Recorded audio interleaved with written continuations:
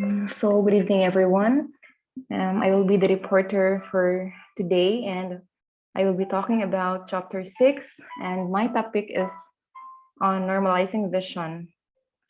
And its introduction is about the synopsis of Marx Brothers' film Night at the Opera. But before we proceed to the main topic, I have here some definition of terms that are being used in the study. First is the visual regime, which refers to the process whereby a particular field or group of fields manages to export its ways of seeing to most or all other fields, which in turn leads to a universalizing of the authority at different forms, genres, mediums, and practices of the visual to provide access to what we call visual reality. The second is normalization, which is being associated with the fields of science, bureaucracy, and government. And the third one is the capitalism, which is part of the economic field. So when I say capitalism, it has something to do about trade and industry, which is also about the production of goods and services based on supply and demands. And the last definition of term is the biopower, which refers to the form of knowledge, techniques, mechanisms, and operations developed for analyzing, defining, controlling, and regulating behavior. The next slide would be Marx Brothers' film at the opera. So what was the film all about? There are actually two main characters in the story, namely Groucho Marx and Margaret Dumont. So I will be giving you a little information about Groucho Marx and Margaret Dumont. So Groucho Marx is one of the greatest comedian, actor, and television star in the United States. And Margaret is also a film actress in the United States. So the storyline is about Margaret Dumont was waiting for Groucho Marx in the restaurant while Groucho Marx is dining with another woman. And then suddenly, Margaret is waiting for long, and then he found out that Groucho Marx is talking with another woman. And after that, Groucho Marx go to Margaret, and then Margaret said that she was able to see them in her own eyes, that they were both together with a girl. And then Groucho then exclaims that, who are you going to believe, me or her own eyes? So thereon, throughout the history, there has been considerable debate and disagreement about which type of seeing are more reliable than others. And the third one is Jonathan Crary. So the name of Jonathan Crary was being mentioned in the chapter 6, and I am just also giving you a little information about him. And first, he is an art critic and a professor at modern art and theory at Columbia University in New York. And the second is the author of Techniques of the Observer on Vision and Modernity in the 19th Century, 1990. Guys, the Techniques of the Observer is actually a book that provides a new perspective on visual culture in the 19th century that reassess problems of both visual modernism and social modernity. And commonly, his style is often classified as observational, mixed with scientific, and a dominant theme in his work is the role of the human eye. Jonathan Crary argues that the advent and development of discourses, ideas, perspectives, and practices define normalization as potential resources. Institutions, bureaucratic apparatuses, and their functionaries in fields such as education, health, and military look at people as not as individuals, but predominantly how they might contribute to the well-being of the state.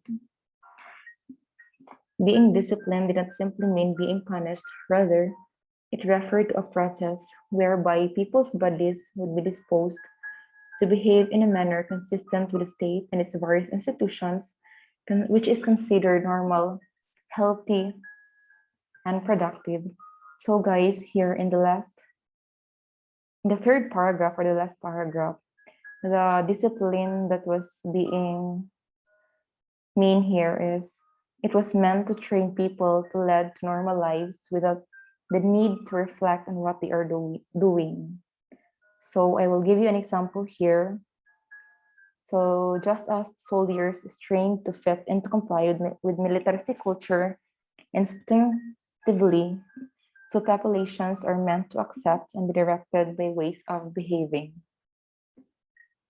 And next would be Michael Foucault. He is also part of the chapter 6 study, and he is a French philosopher, historian of ideas, writer, political activist, and literary critic. And his theories primarily addresses the relationship between power and knowledge and on how they are used as a form of social control through societal institutions. And one of the important features of his theory is that where there is power, there is also resistance. So there are always sides of resistance, spaces that hold out the promise for a reconfiguring of power relations in a way that might redress our oppressive institutions and practices. And he actually identifies two major processes of disciplinarity and normalization, which is the panopticon and the self-surveillance. So in the panopticon, he was able to adapt it in Jeremy Bentham's model.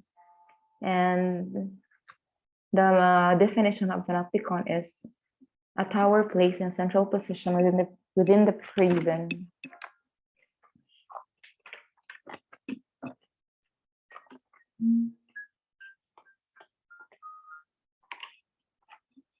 So in the panopticon here, the idea here is that there was a tower in the top of the prison in which we'll observe the person inside the jail. However, the person inside the jail will not be able to observe them, that they were being observed.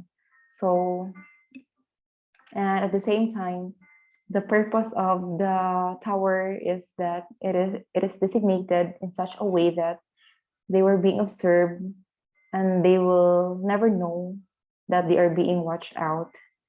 And the second would be self-surveillance, which is subject would be supposed to make themselves the objects of their gaze, constantly monitoring and evaluating their bodies, actions, and feelings. So self-surveillance is so understandable, right? Then the last one is the liposculpture. So when we say liposculpture, it is something to do about cosmetical surgical operation in which the shape of the body is being altered by the removal of sanction of excess body fat. So I have here some examples on the right side. In the left side, the body of the person is having an excess fat, and because due to the surgical operation, because maybe the person wanted to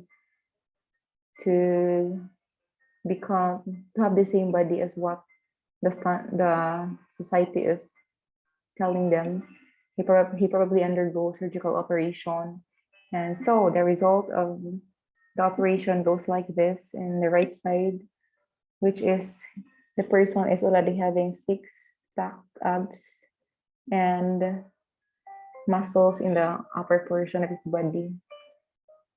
And before I am going to finish this report, I prepared 3 questions for you to answer, and I hope that you learned something from our discussion. And it's your time to answer those questions. Thank you.